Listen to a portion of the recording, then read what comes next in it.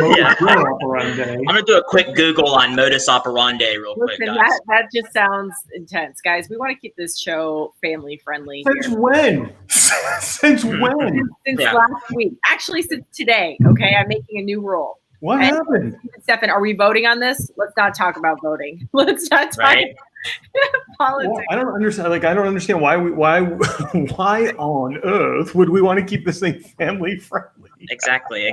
Well, let's take a look at the time. 7:59. Let me know when you think we should go live. Oh. Surprise! We're already. Yep. Cheers. Are we live yet? Cheers. Cheers. Ready? No, go right here, right to the camera. This is the easiest. Oh, right down the middle. Boom. Stephen, I noticed that your fingernails are incredibly well manicured. That's amazing. All right, guys, listen. Normally we spend the. Oh, I got to change the setting on my microphone. Pardon. And normally we spend the first. We normally spend like the first 20 minutes of this show just kind of effing around. We can't do that today because we got kind of a big show today. We're based on popular demand. We're supersizing the show today. Like a lot of times, as you know, based on the chat that comes in, we go crazy, and people are all over us to go an hour. So we can't go an hour every single week. But we're going to go an hour tonight. And we got some fun stuff coming up. Before we begin, as always, I want to welcome everyone to the performance. We already have people checking in. Good, wow. Michael Tiger is checking in. Mr. Michael Tiger. And hey, listen, before we begin, as always, for the people who are coming in from my stream, who don't know these guys, let me first introduce down below the incredible Stephen Carroll is with us here today. Stephen's on loan from us from the Orlando Law Group.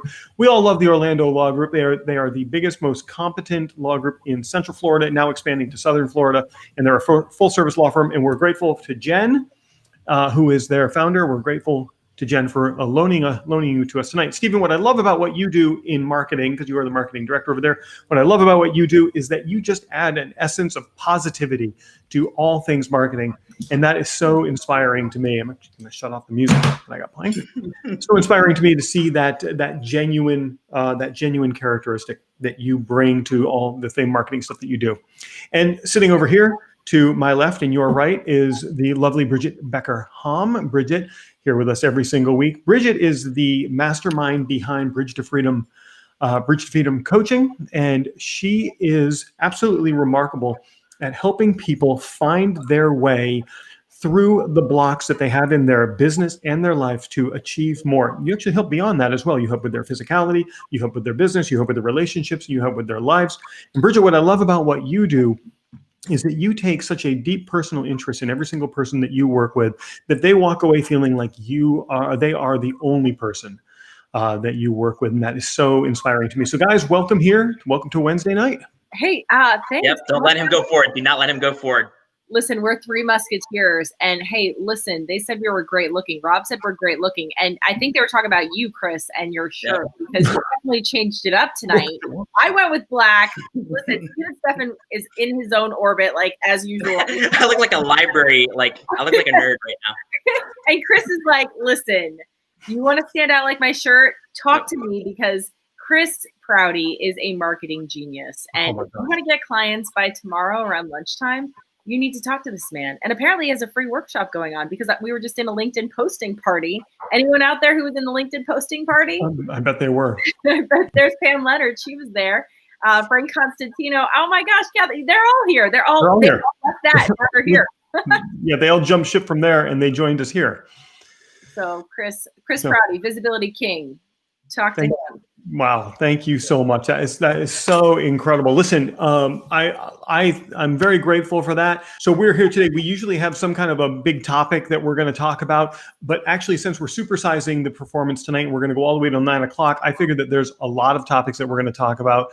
And to get things started, guys, I have a surprise for you.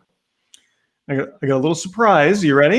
I'm listening. It's going to be super, super insane. You ready? Oh no, look who's here. Oh my gosh. I didn't even know what happened. I was looking and all of a sudden this little thing came up and I was like, ooh, I'm live. I'm somewhere. Stephen, can Like you introduce teleported. Listen, Michelle, do you have your coffee? Because we all are drinking. You don't have to introduce, you don't have to introduce Michelle. Dude, Bridget, can you introduce Michelle to our fans, to the fans who are with us tonight? 100%. Michelle Murder is the woman behind the best communication you could possibly have when it comes to sales, exponentially growing your sales, to communication in your relationships. She brings you bank. And if you want to know what that looks like, all you have to do is hit her up on Facebook or LinkedIn or whatever. Michelle Murder is your woman of the hour to talk to about bank. Boy, she truly is. You really are incredible. I'm saying this like you're not here, Michelle, but you're right here. She truly is incredible. Michelle, listen, I got a question for you, because what you focus on is helping people communicate more effectively in either a sales capacity or in like just in their human relationships, even like with their kids or with their spouses or with their friends. So like, what's the biggest challenge that most people face in communication that you see as a professional, as a communication professional? And just feel free to move around. Just go wherever you want. because my dog's going to start barking and then you're going to be like, wow. Go outside. So We can tour the yard. I mean, guys, listen. Take us on a journey. Take us on a journey of self-discovery. Look at that. Look at. So the biggest problem that people face is that they show up like themselves and expect people to just love them, like their personality, the way they communicate things, and it turns a lot of people off. So, like, for example, me, I show up like I just drank a Red Bull, and I'm that person that comes up and they high five you, give you a fist pump. But a lot of people can be like, whoa, what the heck is happening here? I don't want that in my life. And so that's what happens. People show up. I mean, that's just how they show up. They don't think about how the other person's receiving the message or what the other person needs.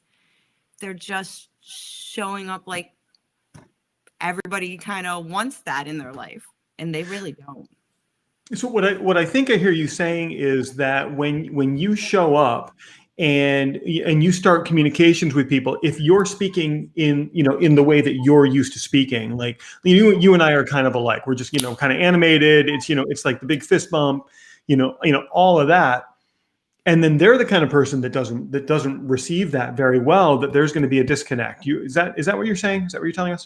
Absolutely. And here's an example of when my kids were growing up. I was the person that went into the toy store and I pushed all the buttons and rode around on the little bike. Yes. And one of my kids was in action and they thought that was fantastic. But my other one was a blueprint who followed the rules and like structure. And they were the ones literally melting down in the toy store like, oh, what are you doing? And at the time, it didn't make sense to me. But now I'm like, oh my gosh. And when I brought it up, they were like, yeah, that's why. So like when we would go places, they would literally say to me, Mom, the rules, you're not following the rules. Mm-hmm. And I was like, you're a kid. Like, really? Like, we're just pushing the buttons on the little toys. Like, what's the big deal? But it is a really big deal because their values don't like you showing up like that. They have certain values that you have to follow. And so when you go through the training, you learn to respect the other people's values. It's not that you're changing the person you are. It's that you're looking at life through their lens and being able to respect their values and how they show up. So I think what I hear you saying, and you're talking about a very specific system that you've been trained in called the bank system, and each of those letters represent something, and that helps you decode the best way to communicate with other people. Absolutely. Bridget, like, what's the biggest benefit to this in a sales capacity? Like, how can you see that applying to sales? Oh my gosh. Well, think about this, Chris. If you show up to an appointment and you immediately know the language that the person that you're speaking to will understand, and you can actually get your message across effectively. I mean, if you have 10 potential clients and you speak their language, each one of them in a different language, I mean, how much do you think you could increase your sales? How many people do you think will want to work with you if they think that you communicate their language? Yeah, I mean, the possibilities are endless, right? And the other big key factor is you aren't saying things that are going to tripwire them to say no.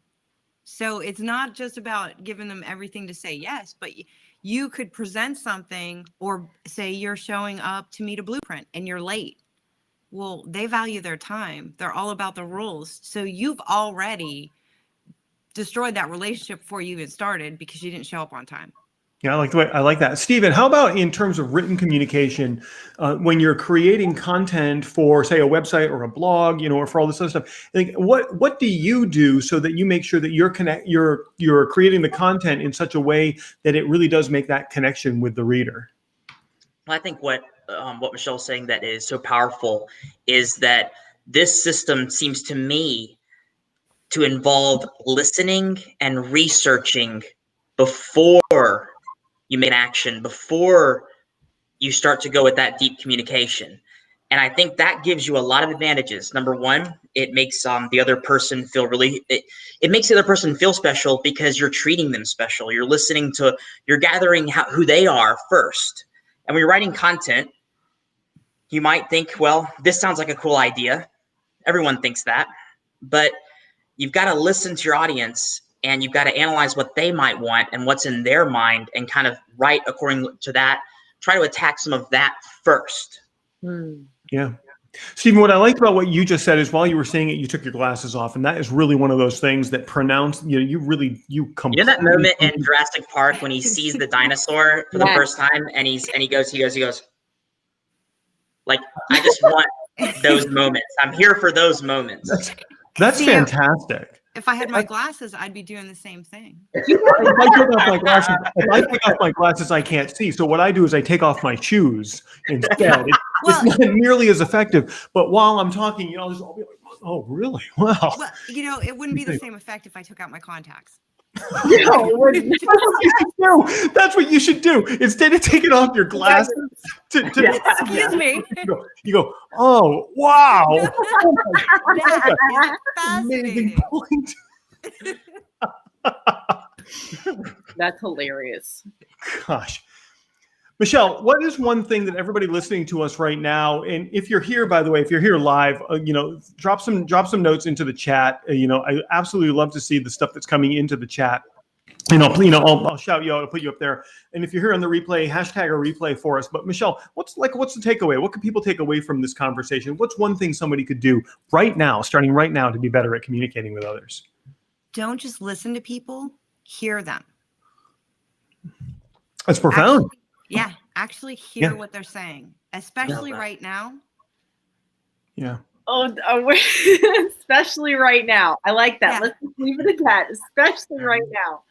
Just hear people and just,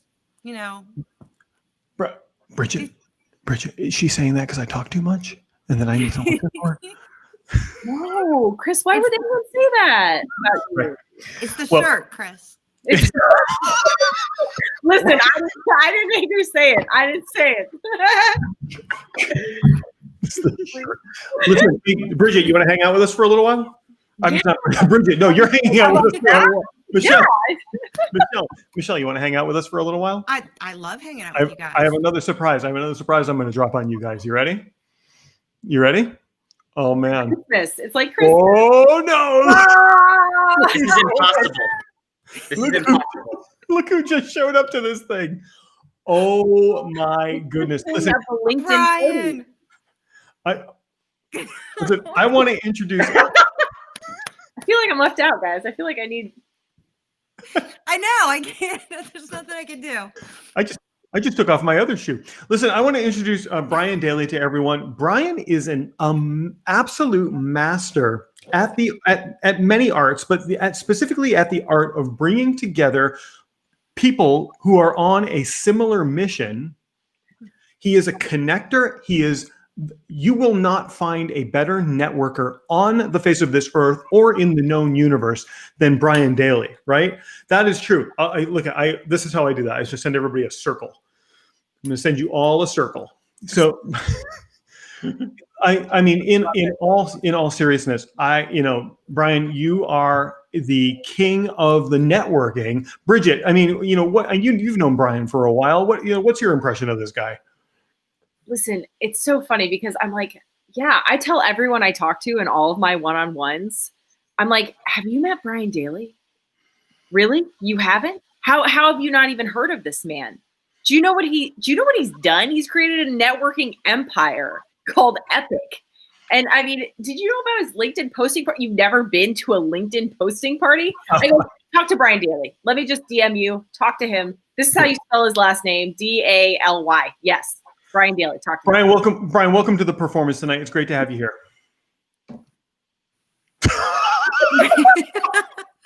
Brian, nobody can hear you. We just talked this guy up. We talked this guy up for 3 minutes. I thought he was just speechless after my intro. Am I still muted? No, we got you now. You're unmuted. Don't you just love that when folks forget to turn off their mute? And you want to say it in a way that's not like condescending, but you're just like, you're still on mute, and then they still continue to keep going, and you're like, no, you're still on mute. Someone said the phrase of 2020. That is the phrase of 2020 is you're still on mute. You're still on mute. We'll all age throughout our lives with that being the phrase that we remember. That's really more than anything. You're still on mute. I'm gonna start using that in real life when I talk to people. When they're talking. When I'm talking to someone face to face, I'm gonna be like, "You're still on mute." Now, can I really let loose? And then we'll be like, Michelle, how do we communicate this effectively so that they hear us? So Brian, welcome. Brian, after that introduction, what do you have to say for yourself, Brian? Can I really let loose and let my hair down and all that? Okay, cool. Like hair down. I gotta tell you a funny story because I was waiting in the green room to come on here, yep. And while I was waiting, Ellen, I love my wife to death. She is so amazing. She comes in from the other room and she goes, "Your camera is on. They might not be able to see you yet, but they might be able to see. We're not sure. So whatever you do, don't pick your nose." Gotta avoid that. All right, well, let me ask this question to all of us because we've all been in these Zoom calls for the past 18 years. Has anybody ever had anything really embarrassing? Have you ever done anything really embarrassing not knowing it on a Zoom call, or seen anything embarrassing? I've seen some. You've seen some? Yeah, like when people forget they're not wearing pants. Yeah, and they stand up and they're like, they just go to the bathroom and they're like, "Yeah, I shut off my camera." We had people actually. It wasn't on a Zoom call, but they went into the shower. They didn't even. They brought the computer with them. Went into the shower like nothing was happening. Bathroom, same thing. Dedication to the task. Yep. I think we just get so used to this that we just bring it with us and we don't even think we're just kind of like living our lives, and that's what happens. So Brian, how does one human being build such a gigantic network? I mean, your network is in the multiple 5 figures, and then online, just on Facebook and LinkedIn, you've easily got 10,000 followers. Like how does one human being go about doing that? What's the secret? The secret is being associated with people like you, Bridget, Michelle, Stephen. We haven't had really a chance to meet yet, but I want to be in that LinkedIn party, and I'm going to get in that LinkedIn party no matter what it takes. Yeah, it was a lot of fun tonight, and it really, my marketing for my business is all from the networking. 100% of my business comes from referrals, so it has been such a wonderful and rewarding way to do business too, because look at all the great friends and friendships and I don't know what I would be doing right now during COVID without it, but it really and to hear people how we've changed their lives and their careers and their business is very rewarding, not just financially for the business, but in so many other ways. So you're in your business, which we didn't get a chance to mention, outside of all of this amazing networking that you're doing, you're a financial planner. You're a certified financial planner, and you help people with these really creative retirement and all of these other solutions. So I can imagine the more people that the easier it's going to be to get people to come towards you. Right. Yeah, I talked to other folks who were doing the dinner seminars and doing that sort of marketing.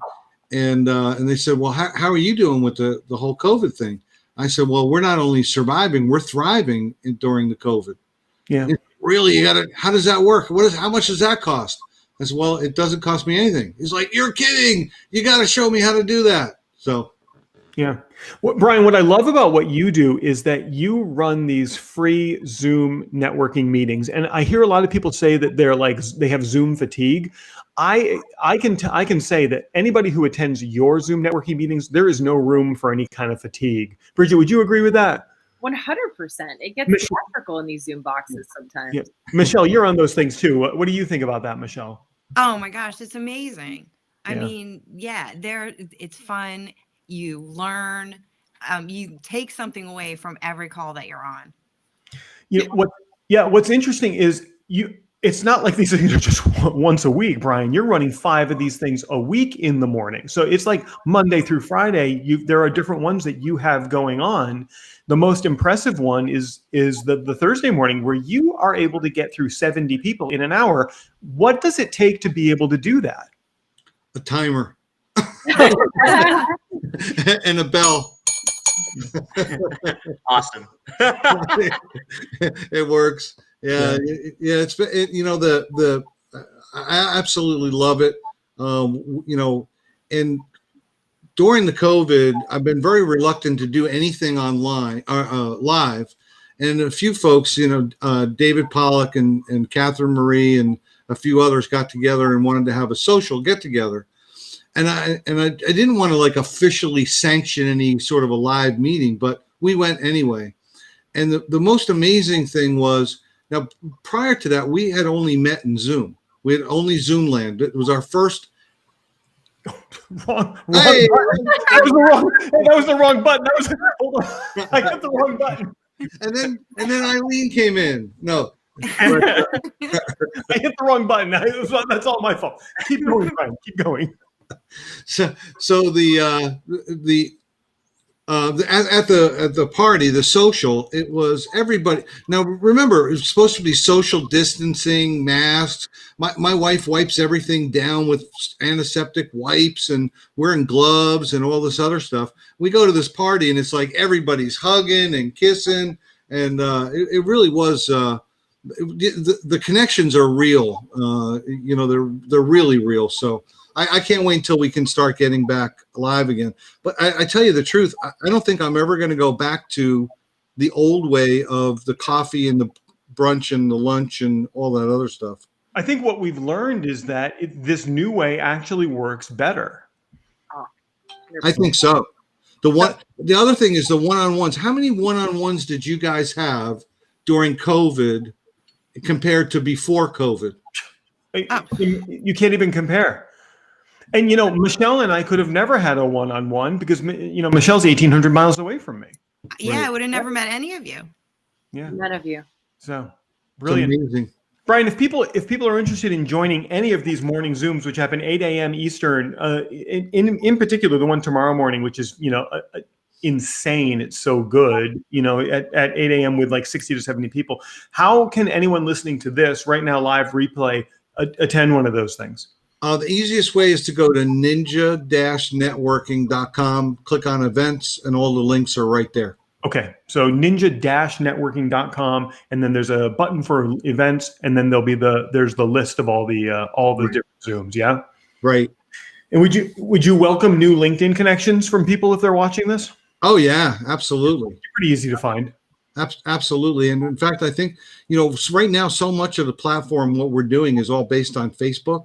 But I actually have more groups and more stuff on LinkedIn that we got to break out of mothballs and really expand. Yeah. Which I started building my groups originally on LinkedIn. They changed their ways. They've kind of corrected it and gotten better. But we're going to be rebuilding those. I think that's going to be, we ain't seen nothing yet. Let's put it that way. That's awesome. That's awesome to hear. I mean, you really are maximizing what can happen on LinkedIn. Stephen, I'm interested to hear from you on this. Like, I know you're on LinkedIn, I know you're on Facebook, but what are you finding to be in what you're doing? Where are you finding the most traction in terms of networking and in terms of attracting visibility and clients into the things that you do? We do a lot of Facebook, and I think Facebook is really good for teams sometimes, just because if they're all on Facebook and you create something, they all share it to their personal. So it creates kind of like a web of what we're doing, which I like a lot. But I think the thing that LinkedIn has that Facebook doesn't have is that purposefulness of doing business. When people go to log into a platform, that kind of sets the tone of what they're trying to look for on that platform. The idea that LinkedIn is about linking people on a business level makes it a very powerful tool. Brian, would you agree with that? Absolutely. And I also think that folks are reluctant sometimes to connect with you on Facebook because they're not really sure what your motivation is. When we're on LinkedIn, well, sometimes they're not sure what the motivation is there too, but it's generally about business. But I'm not sharing pictures of my kids and my family. And, sometimes people are a little creeped out by, being so open to the world, their personal stuff, Yeah, that's fascinating. Brian, you want to hang out with us for a little while? Absolutely. I think I saw a sneak preview of who's coming. No, I like to keep it a surprise for everyone, but just with a weird click of the button, hey, why wait any longer, guys? Look who's here. Look who's here. Back. It's Eileen. I'm back. It's Eileen. Eileen. Hello, my friends. Okay, we all do the Brady Bunch thing right now, where they're like, What is that? What is that? you just look to the side, you just Look around. Yeah. Well, listen, Eileen, I want to welcome you to the show. Oh, thank you. I've been watching from here. Change your All of glasses. your glasses at the same time. I have contacts, though. I can't do it. I'll do like Michelle. Oh yeah, please don't take your real contacts out. That'll be our new sign. Okay, Yeah. that'll be it. Yeah, it's like this. For those joining late, you're going to have to just figure this out in the replay. But I want to welcome you to the show. 8 a.m. tomorrow, Michelle. We'll be doing this. Let's do that in the next Zoom. Somebody says something compelling. Larry, the water guy, Larry, that dude that sells water. He's like, hey, water's good for your health. What? So Eileen, I'm really glad that you're able to join us here tonight on our supersized episode of The Performance. Eileen has this very unique skill in that she is a recruiter. She's a professional recruiter, but she has deep code on what it takes to get through the recruiting for a job and to get to the recruiter to get yourself the interview. But then, Eileen, what's very special about what you do is that you give people the questions that they can expect in the interview before they even get there. To me, I wanted somebody like you when I was in college to giving me all the answers to the test before I went in for the exams. Makes it So simple. Eileen, like what are people struggling with right now? We're in this weird economy. What are people struggling with? Biggest thing I'm hearing right now is that they're applying and they're just getting ghosted. They're not hearing back about anything. So they're not getting even an email back that the application has been received and thank you, but no thank you. Mm-hmm. So they just kind of keep spinning their wheels and doing the same thing again and again and again. In the meantime, they're not getting calls. They're not generating calls. They're not getting interviews. They're not getting hired. That's a problem. Mm-hmm.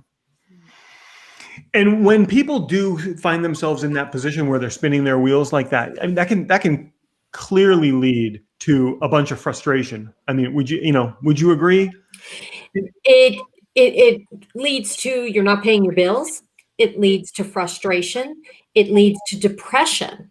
Okay, there's 1 in 10 people right now who are unemployed. I mean, those are scary numbers. So that means even if you do get the interview, you're competing against so many more people, a larger pool, and you have to do everything you can to be the candidate of choice. It is really hard to break through. When they are able to break through, what is the first thing that they need to be thinking about as they are breaking through? If they're getting that interview, they need to prepare. I see people just go in and wing it. The interview is not about you. It's about what can you do for the company. And that's the secret sauce. If I go in and I lean into the Chris Prouty secret sauce, because I watch the show every week religiously. Okay. So That's the secret sauce. What can you do for the company? And people don't prepare. So I don't believe in mock interviews. Mock interviews don't work. Okay. But just like you prepare for a test in school, you study for the test. If you study for the test, you feel more confident. You know the answers. You do the test and then you walk out. Same thing for an interview. You have to prepare. Eileen, I have a question for you. So, everyone, when they go into an interview, they're so nervous and they want to answer the questions correctly. But would you say that this would be helpful? I'm just curious. Would you say it's helpful if you actually add value to the question? If you tell the person that's interviewing you, like, hey, this is what I bring to the table, and I actually do share a vision for the company, for your company. And this is what I see, like how I can just add value to your team. Would you say like jumping over the question, answering the question, going above and beyond would differentiate them from maybe someone else who's also looking for the job, but maybe just answering the questions, yes, no, yes, I can do this for you. What do you think? I'm just curious. Never yes, no. You're always using some sort of experience that you've had in the past. And really the secrets are right in the job description. That's what they need for that position. So talk about what you did at your last jobs and how that experience that you've had, that you can now come and be successful for them. That makes perfect sense. So no, don't just say, I have lots of experience. I have 20 years experience in this field. Say, this is what I've done, X, Y, and Z. Show them an experience. Show them the experience that you have that will help level up their team or whatever the position in the job that they're searching. And then sometimes if you don't get the job, it really could come down to that they all play softball on Wednesday nights and they need a second baseman. At the end of the day, it really could come to that. So don't take it personally. Maybe you were the second candidate of choice. So always stay in touch with the company because you never know. Maybe that first candidate turned down the job. Maybe it didn't work out, or maybe someone left that next week and now they have another opening in the company. So if you show continued interest in that company and you stay in touch, and it all comes down to networking. So let's go back to Brian with the networking. Work your networks. Awesome. Make it about relationships. Always. As we're rounding Who they want to go to lunch with is what it comes down to. Listen, guys, we're rounding out the bottom of the hour, and we are sitting here with Michelle, Brian, and Eileen, who all work in different capacities, but we all have something very similar about us, and that is we are helping people connect with other people, whether it's through the spoken word, whether it's professionally, or whether it's connecting with them so they can get that job. And this is our supersized episode tonight. We're going to go a full hour tonight, Bridget, Stephen, and I. So you get us for a little while longer. Eileen, I'm wondering, what's the weirdest thing you've ever seen? Like, what's the most bizarre thing that's ever happened in an interview as a recruiter? Bizarre, or the reason why someone lost a job? Give me, listen, Okay, most recently, for an executive sales position, so someone who is going to be calling on CEOs, someone who's going to be going to executive lunches, he was chewing gum through the entire interview. Oh, Eileen, come on. You got to give me something better than that. Okay. Come on, Eileen. I mean, come on. How No ridiculous thing. Brian's like, oh my God, I would fire him right then. Well, if you're going on a sales Eileen, job, if he was smacking. okay. No. Chewing through the, got a call that he didn't get the job for that. Okay, here's another one. Proper etiquette. Okay, so if you're going for a sales job, and I recruit for marketing and sales professionals. Okay, so if you're going, and some of the companies want to go to lunch with you, they want to see how you're going to behave during lunch. Someone lost a job because they held their fork like this instead of like this. Oh. They didn't hold their fork properly. This is a true story. Yep. I wouldn't have well, I don't use a fork. They held the fork like this instead of like this. Yeah. So it's all of those things that come into play. See, I think if I wanted to test that out, I would go to the store before going to the interview, and I would get like a big thing of like Hubba Bubba, and during the whole interview, I would just hammer that stuff. Just every couple of minutes, pop another one in my mouth. I could so see you doing that. So what do you want me to do? You need to hold the utensil in a regal way, okay? In a way that communicates professionalism. But I will agree, You know what strikes me, Eileen, that's interesting about those things that you said? They're very detail oriented. They are things that if I was writing a book, and one day I shall, if I was writing a book. Modus operandi? Is that your modus Well, operandi? I did. I wrote a book on all of this purposely. Really? I did. All of these little stories. Here's one for you. Someone lost a job because they lied on their resume. They lied, and they didn't lie. They told a fib. They said they had a degree, and they were 2 credits short. They didn't go back and fulfill the gym class. They lost a senior level executive marketing position because of it. Ouch. Wow. They were even being relocated. Wow. And the company called and said, okay, well, what's going on with this? We're trying to run the background check and we can't find your degree. And it's because he was 2 credits short. He thought no one was going to check. Wow. Yeah. Wow. Be of integrity at all times, I guess. That is the moral of that story. These are like life lessons. They consider job applications a legal document. And if you lie on those or tell a fib, you're completely knocked out of the running right away. I want to tell you a time where I was incredibly truthful with someone, and this goes back more than 20 years before I started my own business.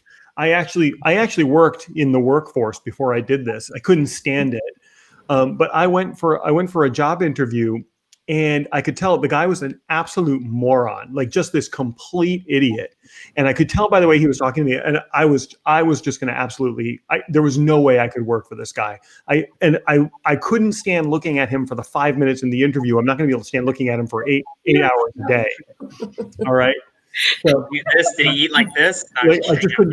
So company culture, it's got to be a good fit on both sides.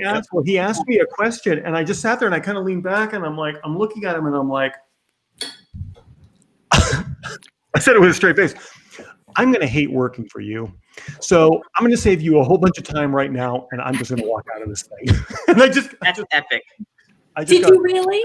Yeah, okay. I got up and walked out. That's a good one. That's going in my arsenal to tell people. This was like 1999. Sorry, that's how old I am. This was like, well, a while ago, and it was in Burlington, Massachusetts. Shut your mouth, Hom. This was in Burlington, Massachusetts, and I just said, I was like, I might have used more colorful language than I'll use on the air, but I was like, I'm going to hate working for you, so I'm going to save you a whole bunch of time right now, and I'm getting out of here. And I just, boom, and I just walked out, and he's like, Eileen, I could tell you some stories. I was in the corporate world for a long time, but the last interview that I did, literally, this kid walked in, and I was like, okay, going to the conference room. Do you need water? He was like, my friend works here. And I figured, if you hired him, I'm in. That was the way the interview started. Wow. Yeah, there's so many stories like that. I know of one story that a 17-year-old said, well, we asked why you want the job. And he said, because my mom told me I have to get a job. Well, okay, that's lovely. Okay, that's not going to work. Okay. Fire. I have to want to have a job. I was curious, Eileen, what do you think? I think one of the big problems for people who are job seeking, they get discouraged. They get discouraged at that, 10 interviews in, 15 interviews in, they get discouraged. And then one of the things that you probably have to help them level up in is not only the skill set, but the confidence. Is that something that you would say that they definitely need to get the job? Definitely. As you're applying and applying and applying, it is so lonely. I mean, that's one of the biggest problems because you're doing it by yourself and you're not talking to anyone. You have no access to speak to anyone to get any real feedback as to, okay, if this is not working, how do I change it? What do I change? How do I get that job? How do I break through? And they just keep spinning their wheels. And one of the problems is you talk to 30 different recruiters, you'll get 33 different responses of how to change things. Okay, so you speak to everyone has an opinion. You speak to your parents, you speak to colleagues, you speak to everyone. Speak to a recruiter. They're the ones who make a living doing this. They're the ones who are looking at the resume. I'm looking at 500 resumes a day. I'll tell you what stands out and what doesn't. Eileen, if somebody listening or watching on the replay wants to get a hold of a recruiter and that happens to be you, how do they find you? They can find me at poundingpavement101.com. And if they want to connect up with you, Facebook, LinkedIn, you're cool with that as well? Always. Hang Eileen Reinbud. It's hard to spell my name, so it's ILENEREIN. Glad you're here with us. You want to hang out for a little while longer? Of course. You're all my friends. All right, guys, look at this. Oh my God. Larry. Larry. How we doing? What's going on? They tell me there's a party here, so I figured I better show up. Whoa. What? They said there's quite a party here, so I figured I better show up. Oh, well, yeah, now it's a real party because you're here, Larry. I'm telling you. Absolutely. Uh-huh. Bridget, So can what's you going introduce on? Larry to the fans? Can I? Larry is the man to know who knows everybody else. Larry is the master networker. Listen, this man DMs me most days and says, "Hey, Rockstar, how you doing?" and literally, and even if he said that to me like 20 times, it still has the same effect. You feel so good. You just feel so empowered by that statement. But he also knows how to get the best water on the planet to you, which is just what we need to level up in our health, right, guys? It starts with the water. Larry, can you do me a favor and close the web browser that has the broadcast on it? Yeah, because I do that, Larry, usually, and Tell me how to redo this here, guys. Yeah, just close the browser, take out the contacts, close the browser. There's a are you the little one who doesn't wear contacts or glasses here? Eileen, do you wear contacts? Close the Me? browser. Where's the purple? The Oh my purple gosh, he didn't close the browser. Like, oh, he came back. Tell me how to do this. This is all new. This is not Zoom or. Listen, Close Facebook. you probably have Facebook open somewhere. Just close out the Facebook. Oh, I'm sorry. I've And- got you over here. Okay. That There we help? go. So Sorry much about that. better.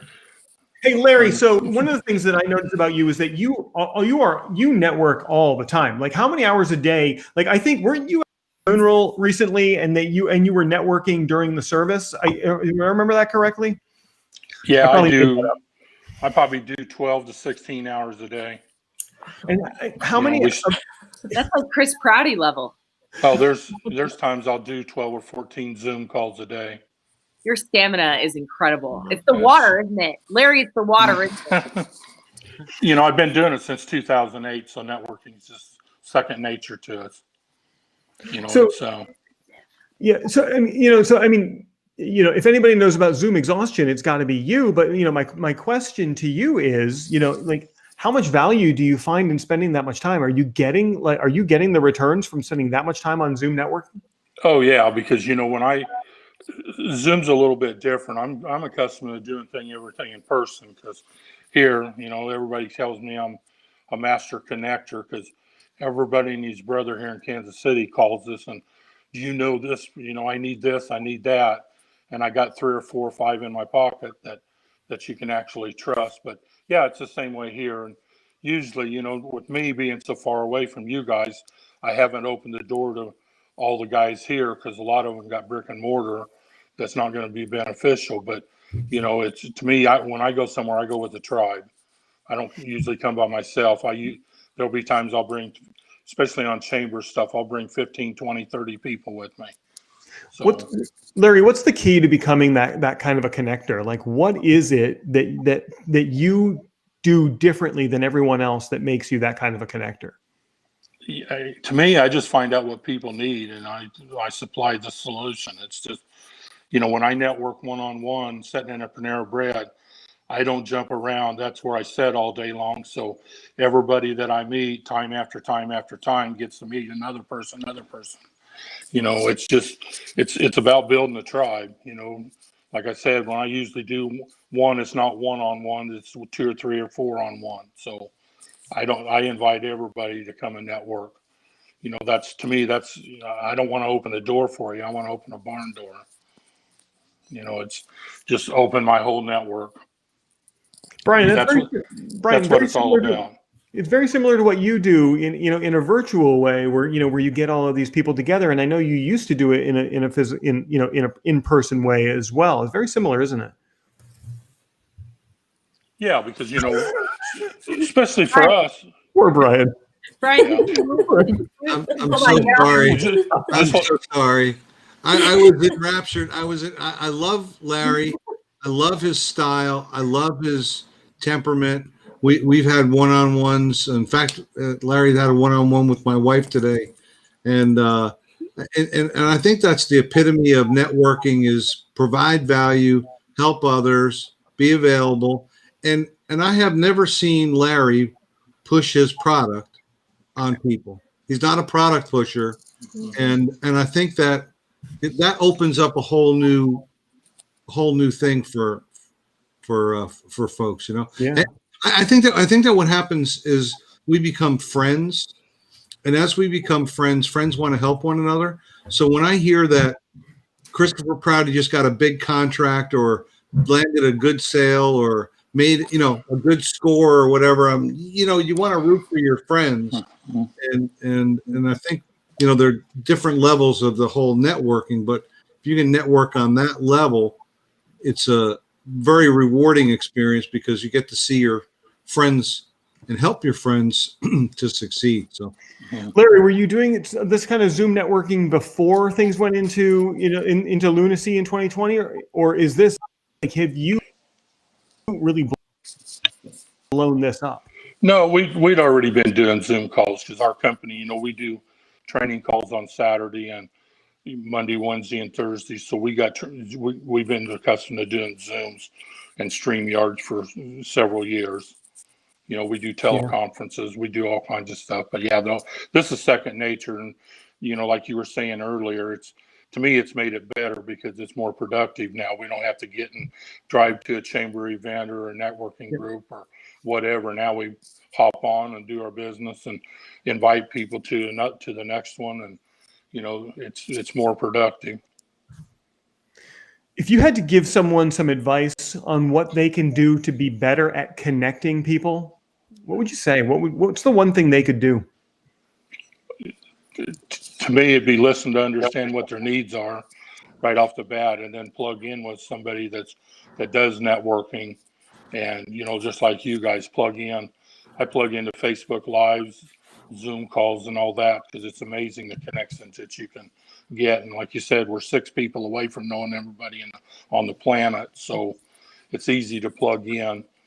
Somebody that's just going out, I recommend in normal times go get involved in a chamber of commerce and start growing from there because there's lots of connections there. Yeah, that's what got us started in 2008. We went into the Olathe chamber, and our chamber's the most active one in Kansas City, where they had about 400 people every Thursday morning, and we went in and just went ballistic. I heard you say listen, and listen to understand, Michelle. That's not vastly different from what you were talking about, is it? Mm-mm. No. Yeah. Something that I'm going to put kudos to Michelle. I'm a certified trainer with the bank system too since 2012. Sherry Tree come into one of my events down there, and we've been using the bank system. I use it daily. I don't care who's sitting across the table from me. That's the first thing you get. How I can serve you best. Please put this in order that you value, so I know the exact script and presentation. So she's dynamite at that. Yeah. Listen, Larry, I'm glad you're here. Thanks for having me. For hanging out with us and giving us some of your insights. Can you hang out for a few more minutes? Absolutely. Still got a couple more surprises for you. Some more surprises for you guys. Uh-oh. I know this person. Can I do an introduction? This is Tatiana.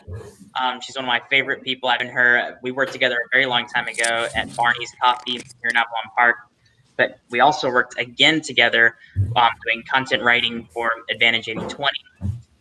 And besides all of that, she's one of my all-time favorite people.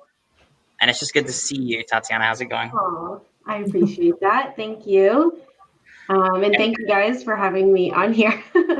Yes, you're meeting all these people for the first time, aren't you? I am. I have no idea like what I've signed up for. Well, It's okay. We're going to connect and we'll talk after on a one-on-one. That's how to do it, right, Brian? So Tatiana, tell us a little bit about what you do. You give us an overview of what you're doing. Like, what's your day-to-day like right now? Well, my day-to-day is really just holding on for survival. No, I'm kidding. But actually, sorry, I have my 3-year-old here, so if you hear over the background, that's what's going on. Get it.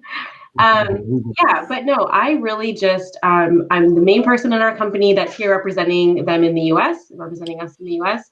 So actually what I focus on is maintaining relationships with all kinds of people here, and then really helping them as they learn how to, connect with the right people in the right way, and to help with their business growth. And so I really enjoy coaching and nurturing that, but also helping them, as Stephen knows, like to come up with that content to put out into a digital fingerprint, if you will, so that when people think of them and they think of their business, instantly connected, and they're able to remember them, and then they can grow their business very organically and relationships.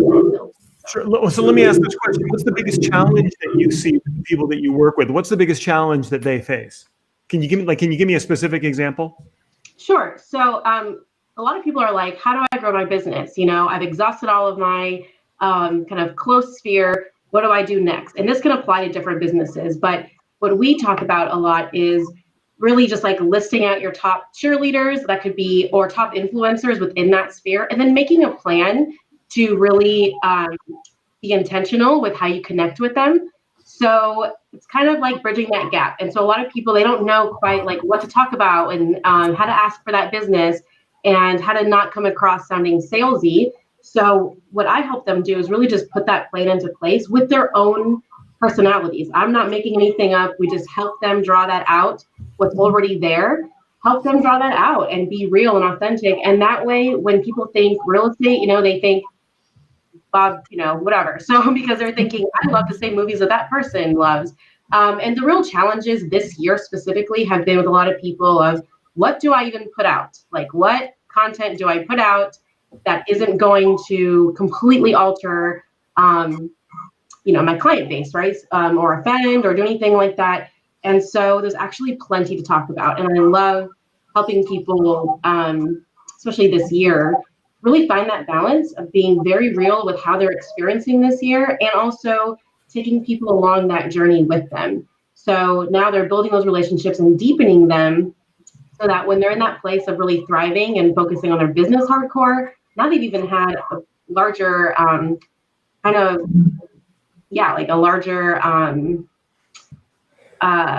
like foundation, right, to build that upon. So, and also what I really love is like a lot of our clients are small business owners. So it's like, where do I begin, right? And they have so many ideas, and then helping them to really hone that down and make a plan for about a year. And I love to tell people that there's so much freedom in being prepared. So what's going out, when it's going out, what your plan is, what you're going to talk to your sphere about, and what your intentions are for the year. It then allows that creative freedom to just really flow.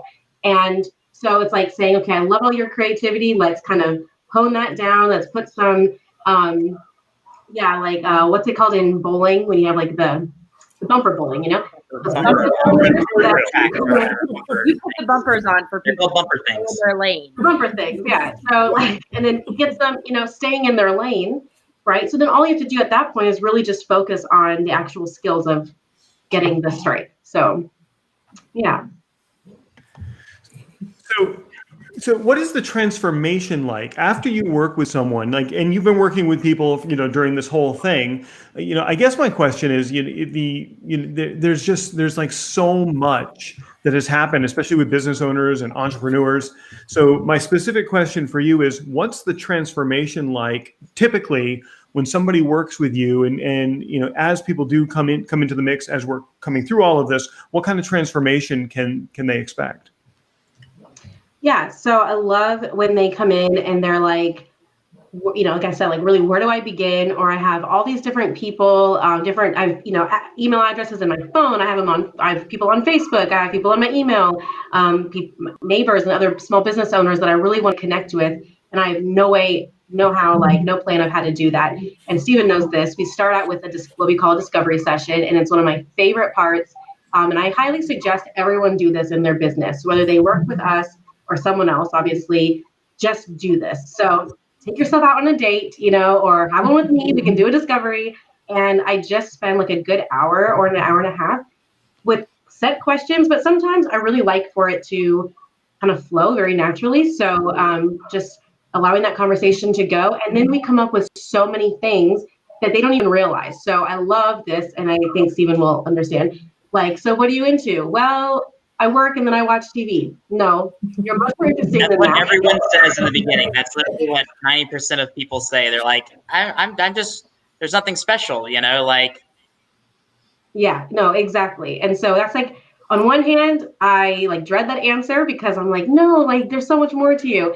But on the other hand, I'm like, okay, challenge, I got this. Mm-hmm. And then it's just like pulling those things out. And by the end of it, every single time, they always say like, oh, I feel like I've been to therapy, or like, oh man, like we're best friends now, because I hear their whole life story. And what I say to them is, if you realize that, if that's a come to Jesus, like awakening moment where you're telling someone, oh my gosh, I just get up, I work, I scroll, I watch TV, like repeat. Well, then let's change that. Like, what would you like to do? Do you have any books you would like to read? Do you have gardening that you want to learn how to do, or cooking? Like, what are some things that you want to learn? And like, let's shake that up a little bit, and then take your followers or your readers, your people on that journey with you. So, having people kind of get over that perfectionist mentality too is a really big hurdle for us. And again, especially this year, because loosening up that control of going, okay, we'll put out this content and like see what happens. It's okay to say, hey guys, I said something, I put something out there and I apologize for that, or, whatever, right? Like, so being human even in that. And I love to give this example of, we had a client who sent something out and it wasn't really like supposed to go out that way, or I don't know exactly what happened, but he ended up sending out an apology email, and that got like 80%, open rate and return and reply rate. And so many people loved that. So even helping our clients and navigating those journeys with them of saying, oh, you made a marketing mistake, whether it's not working with us, but like they had something go out or a status or something, they're calling us going, what do I do? Acknowledge that and just say, I messed up, everyone. Like, I'm sorry. And every single time their sphere is just blown away. So, yeah. Tatiana, what I heard you say that really stood out to me was that being prepared for all of these situations is going to be important. And I think that might be the one thread that binds everybody here together is, being prepared in the way you communicate, being prepared in the way you connect with people, being prepared in the way you network, being prepared in the way you have to go and show up for that job. I mean, it really, a lot of it all is in the preparation before the presentation. Absolutely. Preparation equals freedom. I had an old boss, like way back when, tell me that a long time ago. And she was so type A, and I never understood it until, I kind of matured actually, but, having that preparation. So having those things lined up in your marketing or your business, or like I said, in the interview, so that then you feel confident and you're able to expand within that, and you're able to be creative. And it's like, if you master a dance routine, now you're able to add some style in there. You know what I mean? But if you're only focusing on the steps, you're not going to look cute. You're just going to be looking at the ground, counting in your head. But if we're all prepared, then something like 2020, we feel pretty good. And establishing those good habits, and that's something we work with our clients a lot, is establishing a reconnect call schedule. We coach them kind of through that first year of reaching out and making those calls. And so, pivoting, if you don't make those calls that week, don't let it paralyze you. Just continue on and say, okay, last week wasn't very good. I'm human, whatever. But this week I'm going to pick up where I left off. That's awesome. Tatiana, if people want to get a hold of you, what's the way for them to do that? You can email me, I guess, at Tatiana@orlandoadvantage.com. That's awesome. Hey guys, one more surprise for you. Tatiana, hang out with us for 2 more minutes while we wrap this up. Oh, guys, look at this. Ooh. Oh, it's Amy Prouty. Hey there. Hey, We are a party. full-size Brady Bunch right now, everyone. Yes, so somehow Mrs. Prouty got to show up. Bridget, can you introduce Mrs. Prouty? She is the woman, the myth, the legend behind Chris Prouty. And you know, every man always has the supportive woman who's like behind the scenes, who's like making things happen. Brian Daly knows this too. You know, Ellen reminds him. And so like behind every great man is a powerful, loving, supportive woman. But I'm guessing Amy Prouty has some things going on too that she would love to share with us, and we would love to hear.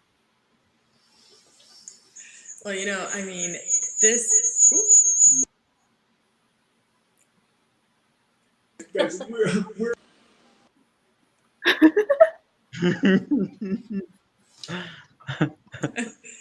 So I am enjoying being here tonight because I always am doing bedtime when this is going on, and I don't even really get to watch until the replay, and I can always hear the fun from outside the room. And so, Ellen, I see your comment there. The kids are all in bed. I love time change. The kids go to bed before it's 9 o'clock at night. So yay, I love time change. But yeah, I am just here. I love to kind of be involved when I can with the business, and I'm so excited I got to jump on here tonight. You know, Amy's actually super modern. Hold on, you muted. Oh, no. You did a Brian, Chris. You did it, Brian. Listen, I think what Chris was trying to say. We can't hear you. No, Chris. Everyone. I muted my microphone. I had all the nicest things in what I was saying is Amy has a lot more involvement in the company than she'll even admit. She works with all of the dollar signs with the business. She keeps the ship going in one direction. Thank God. Otherwise, the ship would sink. But Amy actually in November is releasing her Facebook ads course, and she's going to be doing some coaching with our clients who come through and do the organic attraction through me, and then she's going to be taking them through Facebook ads in scaling the business. I hope certainly hope I didn't give away too much. And he's like, no, that was good. So guys, here we are. I don't know. I muted out. I don't know what's going to happen here with us both in the same room. Here we are. It's just, can you hit your mute? So guys, here we are, top of the hour, 9 o'clock. The supersized episode is coming to an end. Michelle, thank you for being here. Brian, thank you. Eileen, Tatiana, and Larry, who had to drop because I think Larry got called into a networking meeting wherever. Never stop. In Hawaii, it was a Hawaiian networking meeting. It's either Hawaiian or Mars. I think he was doing one on the planet.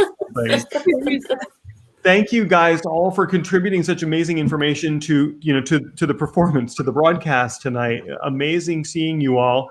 We pick up the regular, we go back to the regular thing next week, but I think we'll try to have you guys back. We maybe do another supersized one before the end of the year. Larry says he lost the stream, so he's still hanging out there somewhere. But I just want to express my gratitude for you guys for being here. If you guys want to get a hold of Stephen Carroll, this dude is like super easy to hold of. You've got this link right here. All you have to do is just type that in, and you'll be able to find him without a problem. Yeah. Good luck with that. Anybody who wants to get with me, there's my calendar link right there. Prouty.me will get you on my calendar if you want to talk about organic client attraction and how you can grow your business rapidly through social media. And then there's Bridget Becker-Hahn, Bridge to Freedom Coaching. Bridget, wrap up show as always. Last word. Guys, it's time to level up.